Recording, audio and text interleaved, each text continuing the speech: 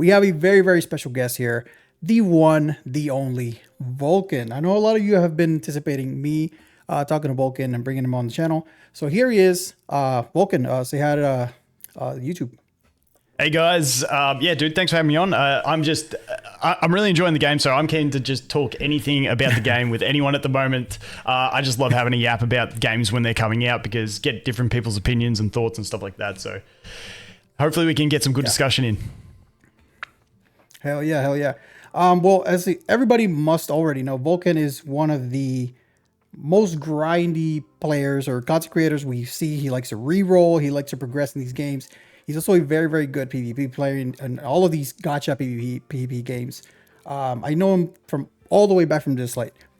So I was always interested in his perspective. So I'm kind of glad that I got to talk to him one-on-one and get to ask him a few questions. Talk to me about what is your general opinion on Etheria Restart so far?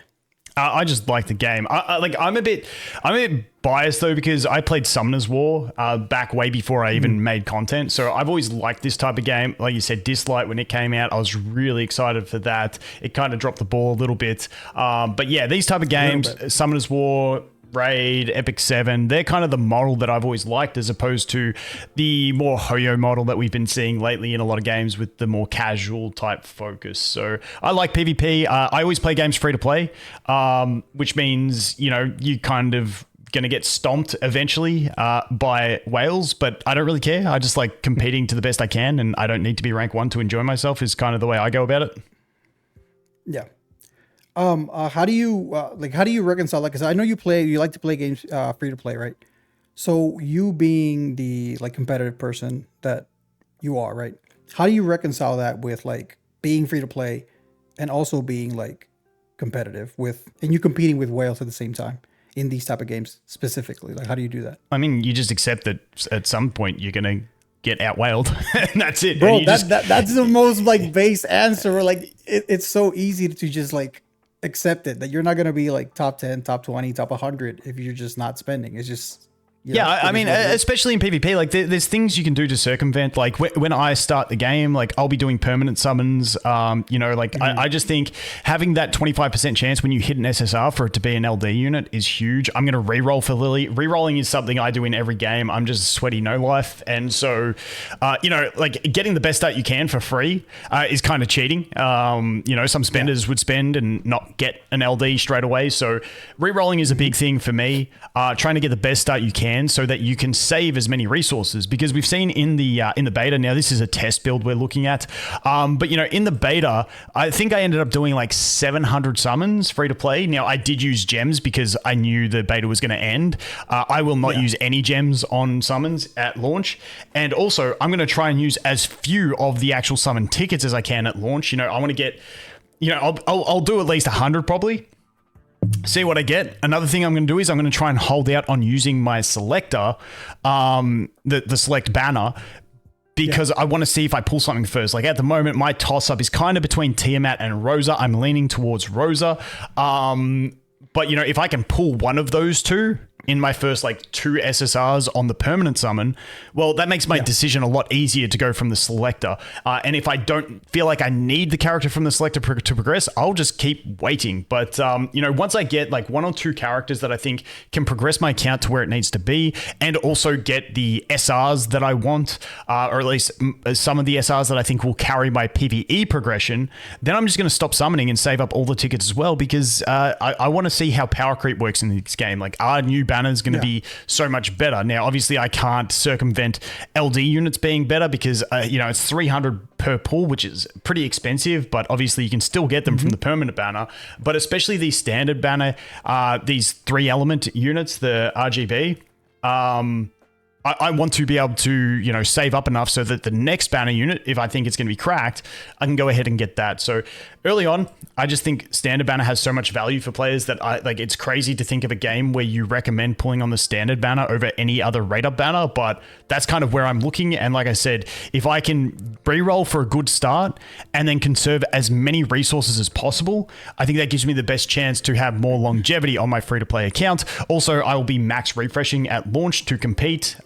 If you're free to play and you want to, try and compete, I think max refreshing stamina till maybe 45, 50 for some people will be a thing. But, if you're more casual, don't stress. You don't have to do it. It's just, that's something that I personally will be doing. And then I will stop doing that later on because I don't think the gem income is going to be enough to warrant keep doing it as free to play. Yeah, I want your perspective because I am going to have like a main account and also a free to play account. And the light dark featured banners, right? Those are going to rotate. We still don't know how often they're going to rotate. So we don't know how long of a period we have to save up for the next one. I did hear that the next one after Messiah is Heinrich. I don't know if that's true, but I heard that Heinrich is the next one. I haven't heard anything about that, so I got no idea. Yeah, that's what I heard. So where'd you hear that? Zox. Okay. So, yeah, I got no idea. I'm just careful about saying anything that I've heard in this game ever since the Dukes in RTA. Unless it's officially announced or it's in the game text, I don't believe it. Like, I still don't know if pity carries over because it's not actually listed in the details. Yeah. Yeah, that's a very important detail to like actually bring up. Yeah, so I'm hoping we'll find that out before release. Like, that's a very important thing. Like, does pity carry over? But yeah, I haven't heard about Heinrich. Nobody's asked that question either. Yeah, I haven't heard about Heinrich, so I'm not going to say it. Heinrich and Lilly would be the two that I would consider doing it. The thing with Messiah is, like, if this was Lilly or Heinrich, I'd be tempted to reroll on this, Yeah. Try and hit one of those too early. But with Messiah, he's great. But he's not the one I want the most. So I'm not like, it is an option for people. If you really want a Messiah, I mean, that's sick. You can probably try and reroll. I don't know how many gems you get on the reroll because most of it comes from the actual summons, but I'm tipping you should be able to get like 5 pulls maybe from diamonds, maybe even like 6-ish. And if you're super sweaty and you want to reroll save all of it, you don't refresh, you could get about like 60 pulls for the light dark. Free to play. How quick? Not on a reroll, not on a 15-minute reroll. No, not on reroll. You got to play through it. Yeah, but yeah, you can definitely try and have a crack for him. But I personally am not going for it. I just think, like, imagine spending 30,000 gems to get a copy of him. Or wait, it's going down to an 80 pity. So what's that? 24,000 gems? Dude, I can't do math. Yeah. But imagine spending all that and then hitting him on the permanent banner. That's like still the thing that just does my head in. It's like I just rate up banners would feel so bad, and there's just that side of it. But I think Heinrich and Lilly are the two LDs that I'm most keen for. Okay. Well, okay, so we do know that it's gonna have to rotate, but let's say hypothetically speaking, I'm gonna throw that out the window. I'm gonna take that back. I'm going to say it's not Heinrich. We don't know who it's going to be. But let's say it's either Heinrich or Lilly. Do you think if we get official word that it's going to be either one of those, do you think it's worth saving the gems for those characters? See, I still don't know if I'd put the gems into them. It depends how advanced your account is. Especially if you're free to play and you've only got like 1 or 2 units, I don't know. Like, it's a lot of gems, and it is a lot of gems. You can get them off the permanent because banner. those are arguably the two best characters in the game. Arguably, right? So I think Lilly is the best character in the game. I think so.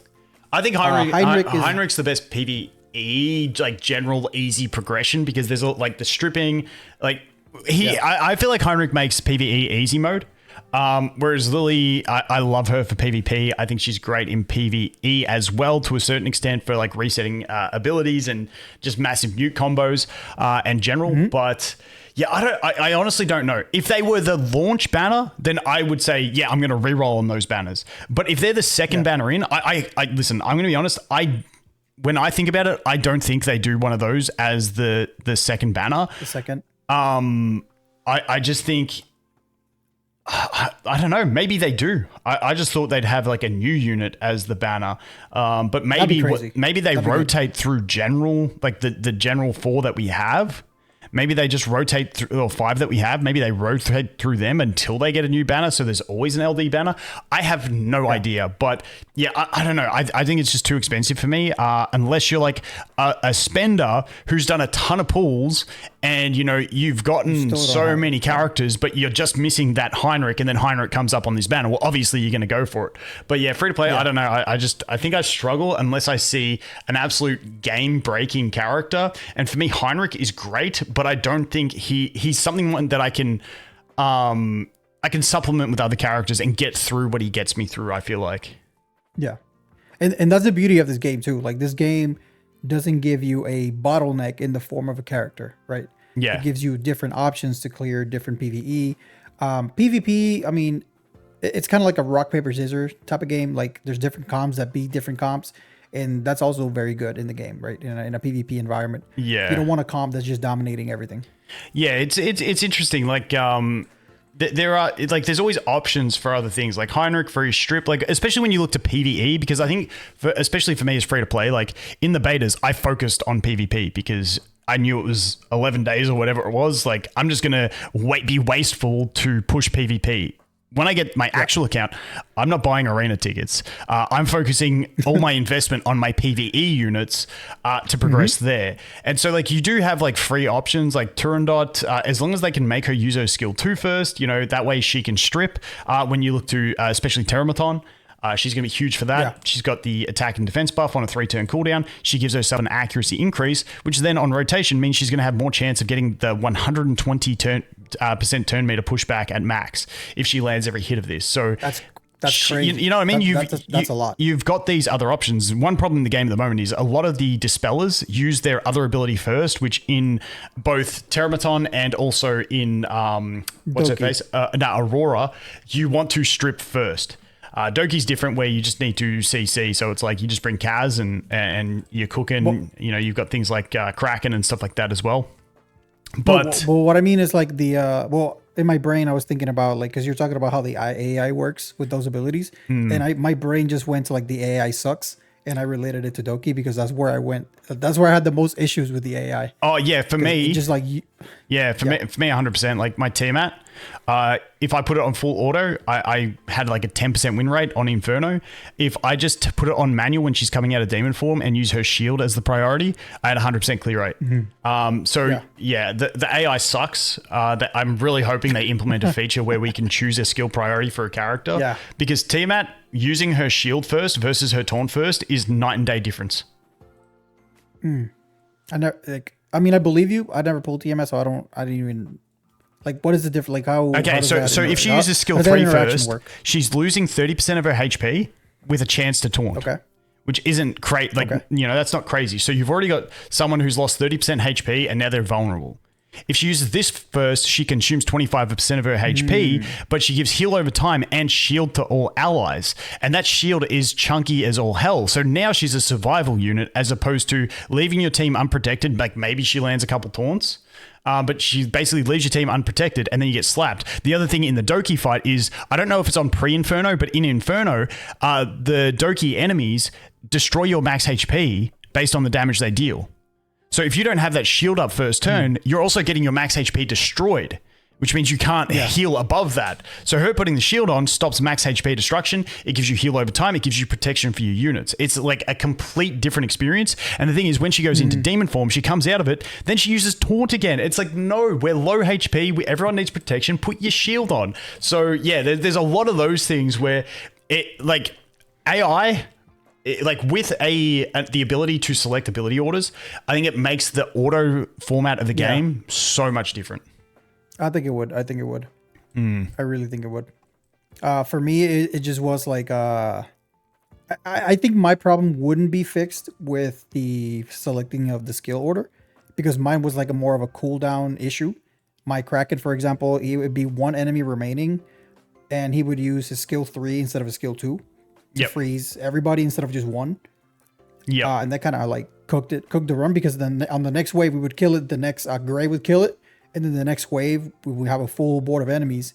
We won't have AoE freeze. So we're kind of cooked. Yeah. Unfortunately, like that's the downside of him. And that's where using someone like Kaz, where she doesn't provide the hard CC, but she does have the sleep AoE. Yeah. She also has the attack down. So even if you wake them up, they're still not going to be dealing as much damage. And this skills up to a 3-turn cooldown. It has a 3 hits with a 45% chance to slumber at max skill. So you're basically guaranteed to sleep them because she also has the passive that if she hits someone with slumber, she doesn't wake them up. And then her basic attack also has a 2 hit with a chance to apply slumber. So, you know, you have her auto targeting the boss. You're getting that damage reduction off the boss. You're getting damage mitigation. And if you're not using a full AoE team, then you're also able to control some of those units. But the 3-turn cooldown on this is a really nice supplementary thing that she has, as opposed to Kraken having the 4-turn cooldown on his one. And the other thing you can do, like I was using Kraken, I feel like Kraken was better for me into Hell 4. Once I got into Inferno, I felt like if I just had a Kaz, it would be a lot simpler, just to get rid of that damage reduction effect more than anything. But yeah. It kind of depends on your account where you're at too, because you've also got other things you can use. Like my Kraken, I was running Time Weave on him as well, which gives you at the start of turn, 35% chance to reduce cooldowns. On top of that, I was running him with the Gigabyte as well. So every 3 turns of enemies, he would get that turn advance. The whole idea behind that was to try and get him cycling faster so that he did have that freeze up. And the other thing, the one thing you can do, especially in the Doki fight, is you can actually, when you do the auto runs, you can set target priority. So in Doki, I was setting the boss on the second wave as the target priority. So if you do that, advanced settings, you can't see it here, you got to get into the battle. But yeah, if you set the boss as the target priority, then you've got Kraken, who will also be using his skill 2 on the boss, because the boss is the big one. And then if you can get a 2-turn freeze on the boss with your Kraken when you don't have the AoE freeze, at least you're locking out the biggest threat in that case. So there's a few things you can do to circumvent it and stuff like that, but a lot of it will come down to gearing issues as well. Yeah. Did you ever try the penguin instead of the penguin shell? The penguin. Which one's the penguin? It's a gold. The first gold one. No. So another thing for me is it didn't have time weave. So that's why I stopped using it, because it doesn't come in time weave. Yeah, I basically avoided. I think I only built up 2 epic shells, because any investment into an epic shell is essentially just completely wasted. Yeah, because you got to think. I realized that too late. I realized that way too late. So my recommendation for these ones, once you get to epic shells, build 1, maybe 2 for your 2 main units. For me, it was on my Sanya as a healer and my Tiamat as my main carry. Those were the only 2 I built these for. Everyone else was just on like scraps, low level scraps, because the unfortunate thing is, like, as soon as you get into farming these guys, when you first unlock Nico, which gets you like Alicorn, it gets you White Fang, Gigabyte, and Artisan, these ones, you get them, they only have 2 matrix effects, but you can imprint the 3 matrix effects onto them later. So that's you can invest in those and know that you're going to be able to have the max potential. These epics, you can't imprint them. So any investment is basically wasted, because these are going to be thrown in the bin eventually. So that's why I try and avoid epics as much as possible. Yeah. And I mean, that's a mistake that I made also. Like I think I built like 3 of the sharks and 3 of the bees and 2 of the sharks. Yeah. And then I was only able, when the beta ended, I was only able to build like 1 Revelation, 1 Halloween, and then 1 White Fang, and then 1 half-cooked Gigabyte by the end of the beta. So I was like half-cocked the whole time. Yeah, because I over-invested in the other one. I had 2 maxed Alicorns. One, I got the 20 speed roll on it as well. Damn. I had a maxed White Fang, a maxed Gigabyte, and a maxed Amber as well. So yeah, I only like max. I only had like 1 White Fang, and then the White Fang and what was the other one? What? I think it was just a White Fang. Can I just say, White Fang does so much damn damage. Like in RTA, I was using my I only had 2 DPS built for RTA, which was Tiamat and Victor, and people would often let Victor get through because I'd be often drafting all the other meta units. And if I got Lilly with him, I just boost him. I had him fast enough. I think I had him at like 216 speed so that he could boost up to my 300 speed Lilly and not get cut in front. And he would one-shot any DPS in the game, but like his actual attack might only do like 60% of their HP, but the White Fang would clap the rest of the 40. Like it hits so damn hard. And that was like with Victor without having the death break on the enemies or attack buff on himself. And like I was still just one-shotting any attack-based DPS. Damn. Instead of Victor, I built Ditting, and he's another fantastic one. He's huge, yeah. Yeah, but I mean, I think on launch, I think I'm gonna build Victor instead. The great thing about Victor is that he, even though he is attack based, he has innate survivability. He has his heal, he has his damage reduction effect, and he has the shielding. That's what I like about Victor over Ditting in general, as like if you were just building one of them at the start of an account, that's why I prefer Victor, because he has some sort of survivability on top. Yes, he sacrifices HP, but he gets a big shield as well. But yeah, I think Ditting, we're going to see some massive numbers out of this guy as well. I think both of them fantastic single target damage dealers, both neutral element as well, which is fantastic. You don't have to worry about that as well. Yeah, I mean, he got me Hell 4 3-star on Terramaton, like easy, like one try. Like it took me one try, I got it. The thing is that for farming, you have to do it manually, because if you put on auto, it's just not going to work. Like you have to have the perfect setup for it to work on auto. It's just I think one of the biggest problems for auto on Terramaton is like, unless you have Heinrich, because his strip is passive. The stripping. Like I said, all the other strippers, except for, dude, this thing sketches, except for Viper, but Viper is off element, so you're not going to use Viper there. Every other stripper in the game, I believe, unless I'm wrong and there's one I'm missing. I think Mia's red. But Mia. But if someone's low on health, she will use her heal first. So there's no reliable stripper for Terramaton, because you've got some good options. Like I mentioned, Turndot, fantastic, but she'll use her buff first, which you really want to be stripping first. If you look through Obol, I know he's blue, which is another one, but he's going to use his skill 3 as opposed to his dispel first. So once again, it's a big turn order thing that's really kind of annoying at this stage. Kaz is another one, the other version of Kaz. So this Kaz here, in a lot of senses, it makes sense using the speed boost and getting cooldown reduction if she's lower down in your turn order. But she's also got the dispel, but she won't use it as a priority on her kit. And she's another red unit, which is, good for Terramaton. But yeah, not going to use the strip first turn, which is what you really want to do. Yeah. I was using that Kaz for one of the shell dungeons. I don't remember which one. The one that has the immunity, the one that the little pets give her the immunity. Yep. I don't remember what the name is. I can't remember the names, yeah. That was the problem. Like she would use the cooldown reduction turn 1, and then the dispel, it was too late, because the boss already had 1 turn left. So there was no point. Yep. Yeah, and I feel like with the shells as well, was that Sharon or Shadowflame Hoyan? I can't remember which one. Sharon. Yeah, she's annoying with the poisons and stuff as well. I think it is. Yeah. But yeah, Nico is just a nice easy farm for the first one you unlock. I think she's really solid. Like I mentioned, White Fang's great. Alicorn's really solid. You do obviously get the high value. Now, we didn't actually on beta get to the point of farming Lighthouse. Lighthouse is another really, really strong one due to the extra healing that it provides. I think my head's covering it, but that shell sounds insane. Yeah, it was like, along with the Codex is huge. Resetting your cooldowns. If you use a Lilly combo, you can get up to 4 skill 3s on a DPS in a row because of Lily's reset and the fact that her reset also resets your shells. Like, you got some crazy combos. Yeah. I heard you. I was listening to your video with Sean B. Guys, he has a video on Sean B on his channel.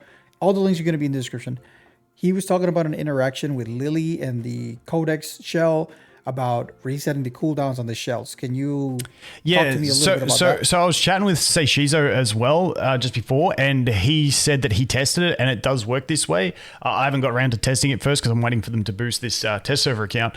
But so essentially this shell, when you use it before you do your attack, it means your skill's not going to have a cooldown. So if you're running a DPS, you just use their skill 3. Think Messiah, just the easiest one, his big AoE nuke. You want to use that. So you do that. Yeah. Let's say you use Lilly first. You boost Messiah up with Lily's skill 2. He gets Twin Trick, and then he does his skill 3. That skill 3 is already available to him again because of the way the Codex works. It's straight away available to him, so he can use it again. So then you just use Lily's basic attack, which boosts Messiah up a bit more. When it gets to his turn, you use your skill 3 again. Now his skill is on cooldown, and his Codex still has 7 turns of cooldown left. But then you use Lily's skill 3. If it's maxed out, it has to be maxed out to reset cooldowns. And what Lilly does is she resets the cooldown of the ally with Twin Trick, which is going to be that Messiah. He's already on 2 ults. Now his skill 3 is reset. And the secret behind Lilly that I found out when testing is her reset also affects shells. So now this Codex is also reset. So then next Messiah turn, he can use his skill 3, and that doesn't generate a cooldown. So he's used it 3 times, and it's still not on cooldown. Then you just use a Lilly basic on the next rotation, and then comes back to Messiah, and now he can use his skill 3 again, and now he is finally on cooldown. So that's kind of the way. Crazy. Yeah, I don't know if they'll change that. I don't know if it's intended that cooldown reducing abilities reduce cooldowns of the shells as well, because to me it's kind of busted. But that's the way it currently works. Yeah, because I found that out because when I was using my Lilly, who wasn't maxed out, and I was just using her on my my Victor. When I was coming around to him again, he was getting 2 turns with the White Fang. So the White Fang damage was coming back again, and that was without full resetting abilities. So, he was dealing tons of damage. That's crazy. That's a really, and then that would also mean that it works with like Doki Doki. It works with Tsukiyomi, like all the cooldown reduction characters. It must work the same way, right? I think it would work with Doki on her ability. So Lily's I think she's the only one I've seen where her skill 3, it says this skill cannot have its cooldown reduced.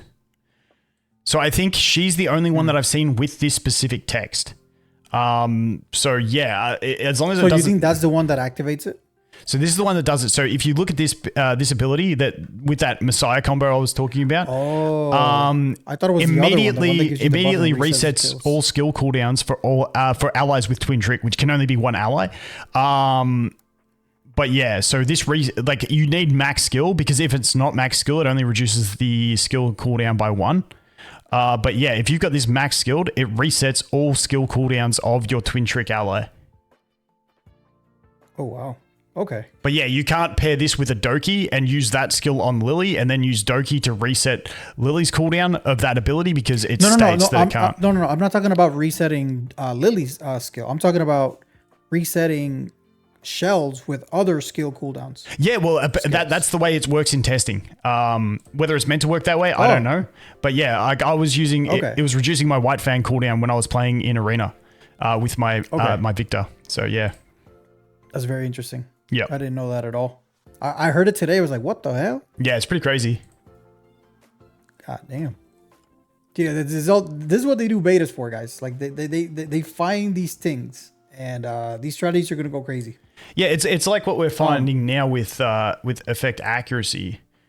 Where, in Summoner's War, Epic 7, Raid, even Dislight, I think was the same, where, you have an activation rate, it does an activation check, like this one, it's 40%, and then after that, it goes into the accuracy resistance. But in this game, it's looking like, once again, still needing to test it and find out exactly how it works. Hopefully they give us the formula, but it's looking like this 40% is not the activation rate. Your accuracy impacts this. So, if they have low enough resistance and you have high enough accuracy, like maybe you actually land this 80% of the time. Yeah. So yeah. There's a lot of those things we're still figuring out. Yeah, in the limited testing that I did, because I didn't, we don't have formulas, but it seems to work very similarly to what Star Rail has, to where it's it is the activation rate, but it's like a base chance of it happening, and then that base chance gets checked versus the resistance of the character, and then the base chance gets multiplied by the effect accuracy. And then the resistance of the character or the enemy gets multiplied or divided, I guess, by their resistance reductions. Yeah, and then like all these games, they always have like, a max ceiling of like, say, not like in this one it might be 85-90%. In Summoner's War, it's like regardless of accuracy and resistance, there's always a 15% chance for it to land, 15% chance for it to be resisted. So I'm assuming they have one of those innate sort of systems built, but once again, we still got to discover all that as well. Yeah. That's very exciting. I mean, I live and die for those things. Like anything that involves like numbers and math and like number crunching, that's what I live for. My people know that. So as soon as all those numbers start coming out, I'm gonna go crazy with that. Yeah, 100%. Yeah, like I said, hopefully they give us the info.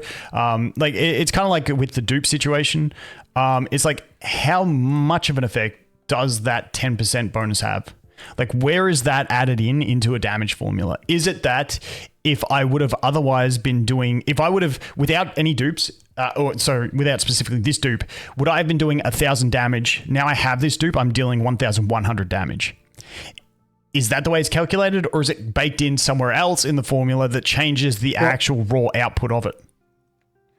Well, what you describe now, traditionally in formulas, that is true damage. So that would be Romolka's splash damage Yes. is what you described. Yeah, which ignores. So the- what I think we need to know is exact damage formulas, so we know in a situation like, is this affected by your defense rating of your opponent? You know, like what affects this? Because I don't know how much. Like, because everyone's talking about how much of an impact this has. I honestly don't know because I don't know the formula. Until we know the formula, we won't know exactly the impact of it. But if we use as a frame of reference like other uses of that same verbiage in these type of games, that increased damage dealt and the damage decreased also gets checked versus their defense, like the enemy's defense. So it's still within the formula. Yeah, but I'm We don't tentative know on saying anything in this game without having 100% confirmation, because it's another thing is in Star Rail, most damage boost, if we're going off that, get added together. They're in their own multiplier, the damage boost effects. Yes. So is this, if you have any other damage increase, does this get added with them, or does this get multiplied separately to them? Like, there's all those questions that we don't know. That we need to know. No, but that's what I said. Like, traditionally, when those words are used, that's what it means. But we don't know in this game because we don't have the formula. So until we know the formula, we really can't say. Yeah. You know. Yeah, 100%. Yeah. But I'm actually very interested in that. So I mean, if whenever we get those questions answered, I'll be all over it. Like I said. Yeah, definitely. So I know there's been a lot of like talk about my boy Marvel. Yeah. People are going for his head. People want him gone because they've been losing to our boy Marvel in PvP. Yeah, it's just an early game thing. I know. I like as soon as you look down through Aurora and you read what the Bulwark set does. Yeah. Right. And you notice that it gives you immunity right off the bat, right? You understand that Marvel's not going to be a threat to you in PvP for after the first week. You know what I'm saying? Yeah, and it's also just a speed check as well. Like one, you've got to have no immunity. Two, he's got to be faster than you. If you've got a Hell Kid that's faster than him, GG's. If you've got something that can nuke him, like GG's. So it's all the things that always happen in this game. I think the biggest issue people had with him was that they were slower than him and they had no immunity, and you haven't got an account built for PvP yet, and that was the problem with him. I think he's gonna be perfectly fine. If they wanted to balance him, when I spoke to Sean B, he had a good idea. He's like, just reduce his base speed, because he's got a really fast base speed. When we look at the fastest gauge boosters, like I think the actual fastest character in the game is Kloss. I think she's at 118, and that is matched with Turandot, I think, at 118, but obviously SSRs get more speed boost. They get 15 through their skill upgrades, whereas the SRs get 12. So Kloss is the fastest, but when we look to a fastest gauge booster, that is currently Freya at 116 and also Lilly at 117. So like Lily's a single target gauge booster, whereas Freya's the AoE gauge booster at 116. And the problem with him is he's so fast on base speed as well. Wrong one. He's so fast on base speed. Like if you reduce that to a 105 base speed, he's not going to be an issue at all in PvP. And he's still going to be very, very good in PvE, because he is such a great unit for helping progress in PvE content that I'd hate to see him get nerfed, because people had a skewed perception of him in PvP because we only played through a week of the game. Yeah, I completely agree with you. I think the people that want him nerfed are the people that didn't use him to clear PvE content. Because if they understand the value that he brings to a PvE account, especially a free-to-play account that is trying to clear Teramaton, Doki Doki, whatever, any content really. Yep. You understand the high value that this guy brings to your account. Yeah, it's not even the gauge reduced. Like speed and especially res down is super helpful on alleviating the gearing requirements of your other characters that also want to land debuffs. So if you say have DPS that want to land debuffs, you know, like it's nice to have them still land their debuffs. You know, so let's say people are using Tiamat and you want to land the taunt because the taunt in Doki is going to remove the damage reduction. You know, having that resist down is really nice, because now you've got more chance to land this taunt, which can then, you know, help you deal more damage. Don't get me started though. Like I said, I still wanted to use a shield first, but that's just like a kind of example. Okay. Yeah. Because I've been hearing a lot of not hearing, I'm more like seeing on like Reddit and Twitter and stuff like that. People are going for my boy Marvel's head. Yeah, I think he's fine the way he is. Yeah, I think he's fine. Yeah. Yeah, he's going to be annoying at the start, but like that's like Chiaki the Echo. Like people will think she's broken at the start because everyone pretty much, a lot of people will get her, and then you've got a nice fast gauge booster with attack buff, which is really really nice at the start of the game. So you'll see, like even in the beta, every beta at the first 3 days she's been the meta because you just boost and then cleave, and whoever's fastest wins. Yeah, I found that with Chiaki the Echo, personally, I think without skill ups, I think she was underperforming like Freya by a lot. Oh, 100%. I just rather use Freya with no skill ups. If I, yeah, because Freya just works out the box. You get her, level her up, and that's it. Yeah, I don't know. Like her gauge boost is really bad. Like if you're boosting with attack buff for her, you're only getting at base, I think it's a 3% gauge boost on your allies. That's not a big gauge boost. So Chiaki the Echo, if you're trying to cleave in arena, and that's why you saw everyone using Chiaki day 1-2 instead of Freya, because she's a bit slower, but you could get a decent little bit of gauge push to cleave, whereas Freya's a bit more niche. Yeah, I mean Chiaki, when you add up all her gauge boosts, I think she is the highest. When you add everything up. In a burst, the highest is number 41, the rare. Yeah, her problem is speed is the only issue. 105 base speed plus only getting like 8, I think it is, from prowess. Let me check that. No, it's skill 1, isn't it? Because they are a 3 and a 6, 9. So they only get 9 speed as opposed to 15 plus low base speed. But yeah, she's still fantastic. One of the boys in the in arena in the beta global version, I think he ended up top 10, top 15 using number 41 the whole way, which was fantastic to see. I love that kind of thing. Yeah, that's really good. That's really good to see, like seeing like really low rarity characters just performing. And the other thing with number 41 is like if you're starting an account and you're trying to like conserve summons, not use your selector too early, like number 41, great pickup because she's also got that heal as well, which is, a really nice little tech thing to have. Yeah, a lot of utility, and then building her up is really cheap. Really cheap. Yep, 100%. I think I really like Kachi as well. I think he's really nice. Got 100% activation, turn gauge manipulation by 35%. This is max skilled, obviously, but then also a chance to stun AoE plus an instant turn for an ally with attack buff and cooldown reduction. You know what I mean? Whenever I started playing the game, he's one of the first characters you get, right? Yeah, you start with him. I told my chat he's the Bronya.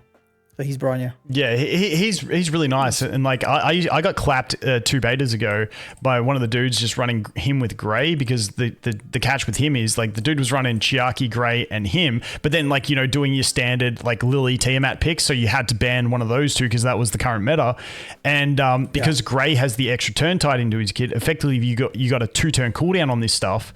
So he would Chiaki into Grey, AoE Death Shred, then boost straight back up with him, and because he reduced his cooldown by 1, that means Grey can now use his crit rate into defense break again. So then he's got his big nuke with them already defense broken. So it was like you had like some like the free to play start they give you is actually like pretty synergistic with these guys. Yeah, I mean, I made a video about like the free to play units that I just overlooked in the beginning, because like as soon as I started the beta, I started pulling characters. Like I pulled Messiah, I pulled Doki Doki, I pulled Freya, I pulled I was like, man, I got all these SSRs. I'm just gonna blast through the game. Bro, like as soon as I hit level 35 and I had to farm like Hell 1, Hell 2, Doki Doki, and I was getting my ass beat.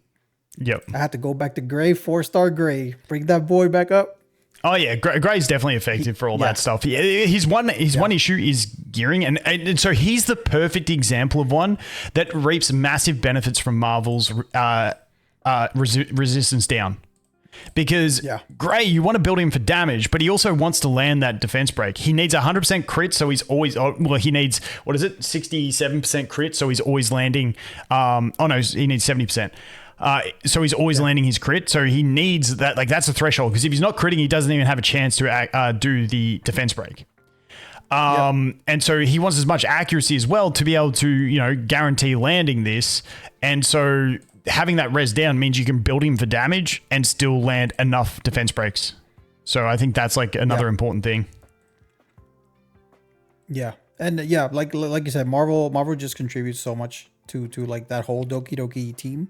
It doesn't matter what team for Doki Doki you're using. Marvel is just like, because it seems to me like you were using the whole like Sanya, Tiamat, a team to beat Doki Doki. I was going for Grey, Ramoka type of team.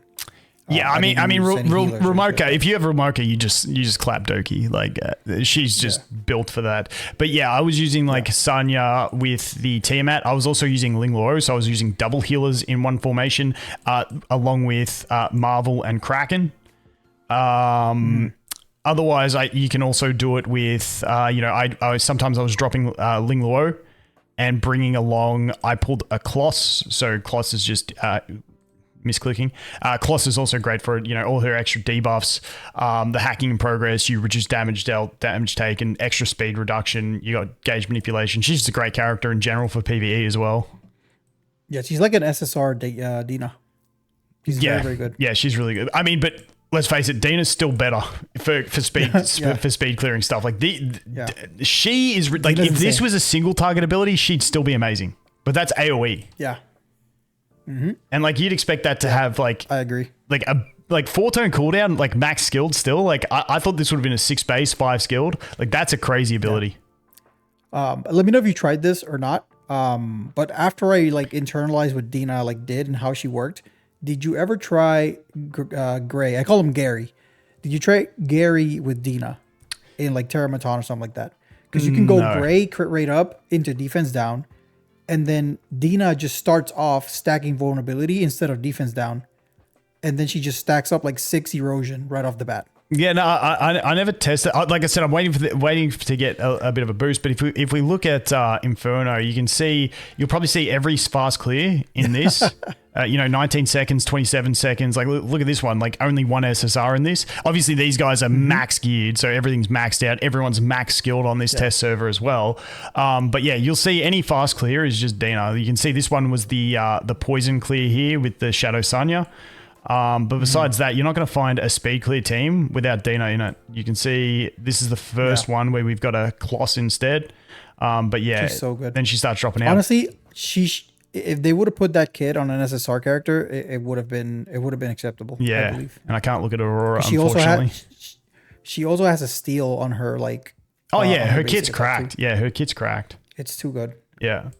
So then, I want to talk to you about your PvP grind because you made it like really, really like you made top 3, right? Top 1. I think you showed. No. I was rank 1 at one stage. I finished rank 4 in arena. I was so spewing because I didn't realize they were closing arena before the end of beta. So it closed like 6 hours early and I had 10 attacks queued up to push to rank 2 and I didn't use them. But yeah, no, I finished rank 4 in normal arena, 14 in RTA.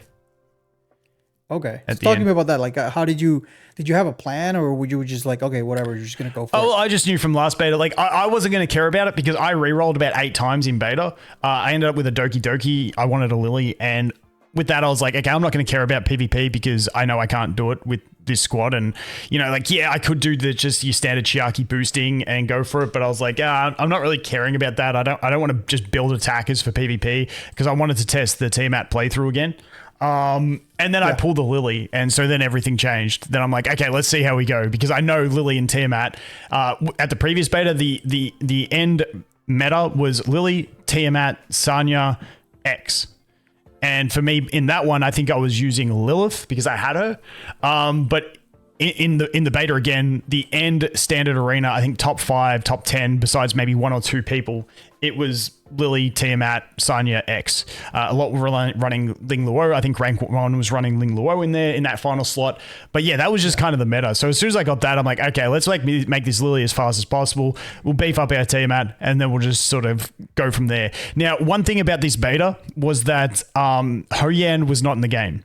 Now, Ho-Yan is going to be someone that's going to be a complete check to Tiamat because we've seen in a couple of tournaments, depending if she gets a rework though, we don't know. But she was one of those characters that could just one-shot a Tiamat 100-0, elemental advantage and everything. So yeah, we'll have to wait and see what kind of impact she has as well. But yeah, my process was I knew I was using Lilly for PvE, I knew I was using Tiamat for PvE, and I knew I was using Sanya for PvE. So I was like, well, let's just beef all them up and then they make a good PvP team as well. And that was my whole strategy. And then I didn't play RTA for like the first 8 days or so because I knew I wasn't going to be able to compete because I didn't have depth of roster.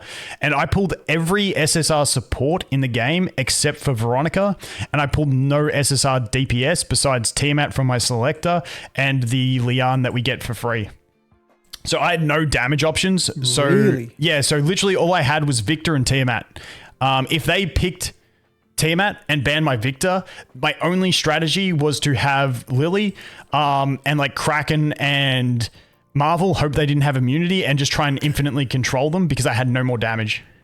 Make him quit. Make him close the game. Yeah, so that was it. Like, and luckily, normally I would get to either pick Lilly or Tiamat, and people would always ban Lilly or Tiamat. So at least then I had Victor as a damage option. Yeah. Oh wow. So you got like screwed over on the polls. I mean, it is what it is. That's what free to play is about. Just make the most of what you got. Yeah. Don't stress if you lose to people. I mean, and you made it. You made it work, man. You made it work. Yeah, got there in the end. Yeah. I think I peaked at around rank 8, and then I got farmed by the dude who was rank 1, and like I think 3 in a row. And towards the end, I'm like, nah, I'm just done with RTA. I'm not going to queue on the last day while he's queuing. He's just going to farm me for the rest of the day.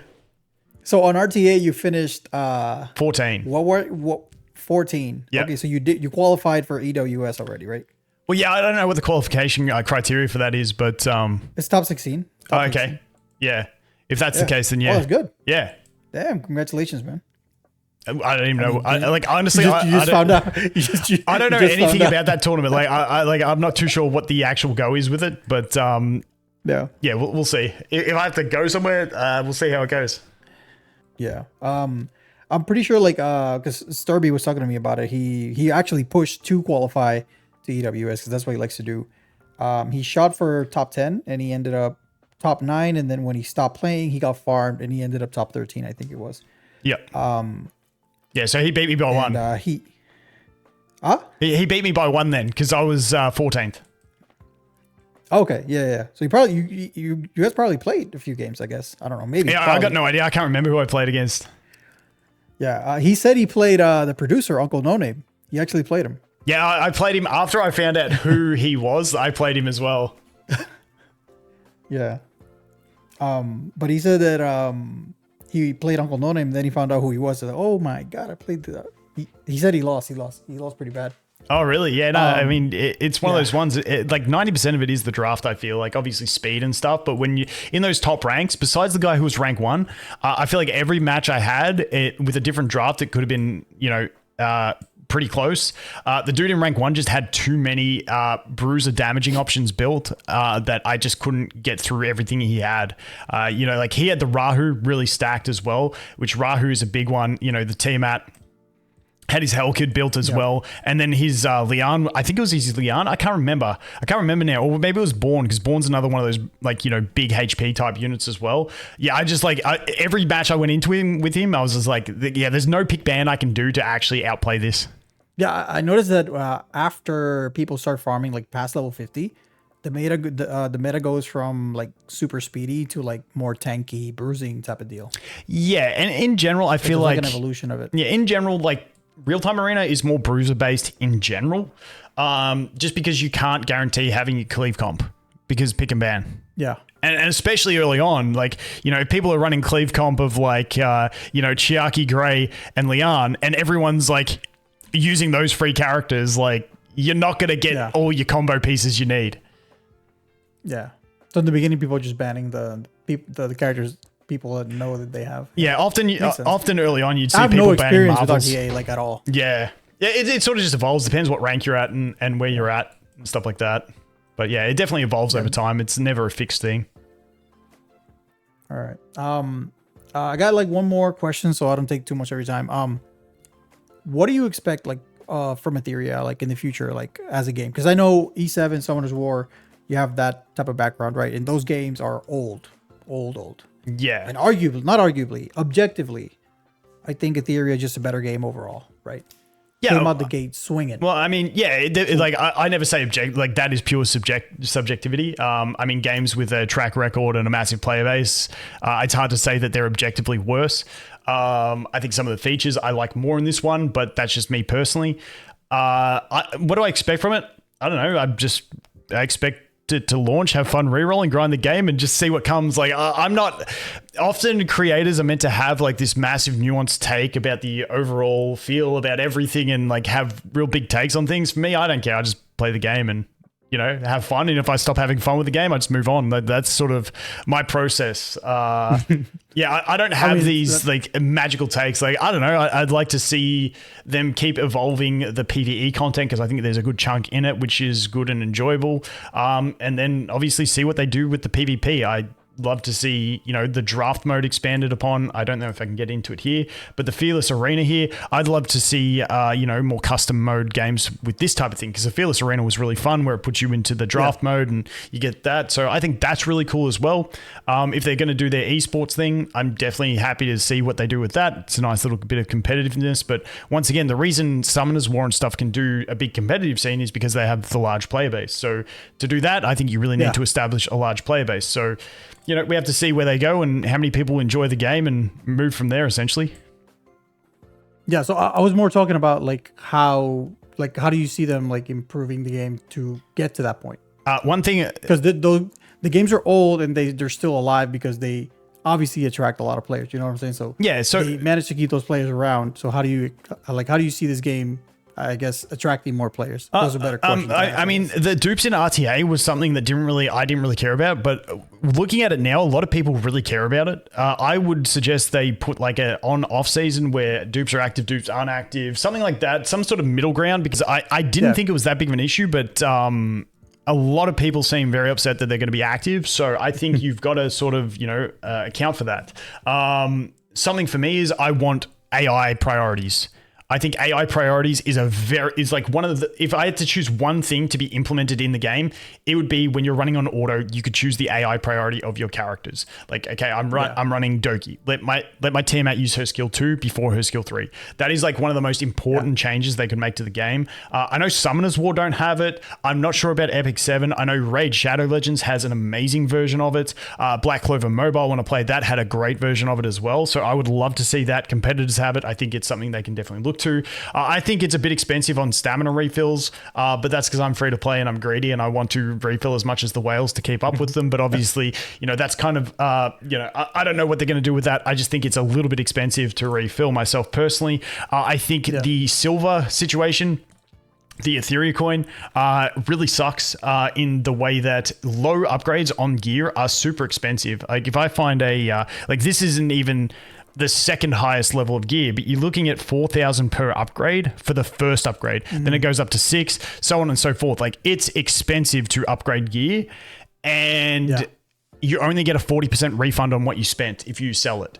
And with the way this gearing system works is to, if say you got 2 substats, to unlock this piece, if you want to see what other stats it has, you've got to go through them all first. Whereas other games have it that, if you have, say, see one with 2. Do we have one with 2? Yeah, other games would have, you got 2 substats. Say one of those is speed. Your first 2 upgrades will go into those 2. So you can try and get fast speed rolls with, 2 rolls. Whereas this game, you unlock them first. So it takes even longer. So for me, I think these pieces kind of suck with 2 substats because it takes you so long to explore if it's going to be a good piece, and it's too expensive to explore.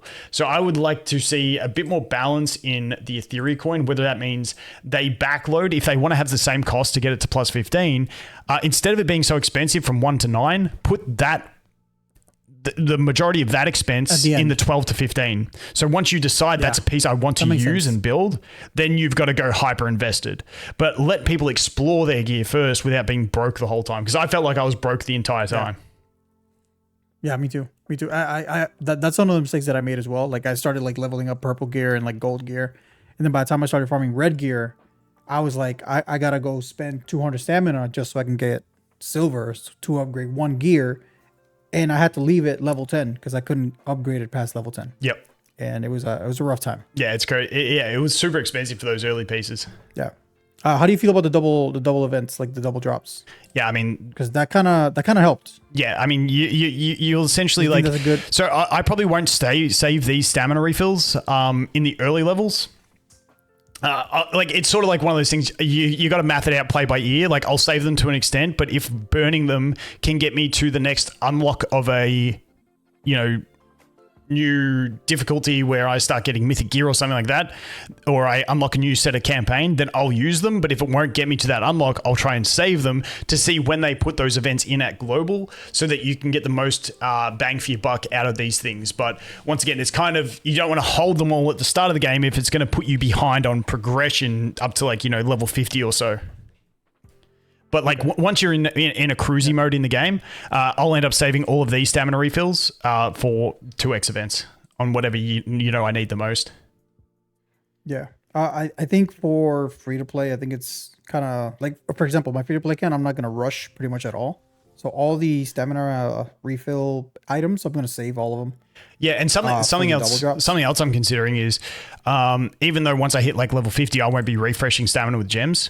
If there's 2x, maybe I refresh with gems because it's effectively half the cost of the refills. So instead of getting 10 refills for 960, you're now getting it for what, 480? Is that what the math is? Dude, I can't do math. Yep. With 10 refills. Yeah. It's basically 10 refills would be half 960. 500. Oh, half 960. Yeah, 480. Yeah. Yeah. So like then it's like, you can't do math, bro. Yeah, I just did it off the top of my head. I wasn't fact checking myself. I didn't put calculator up. I was just making sure I was right.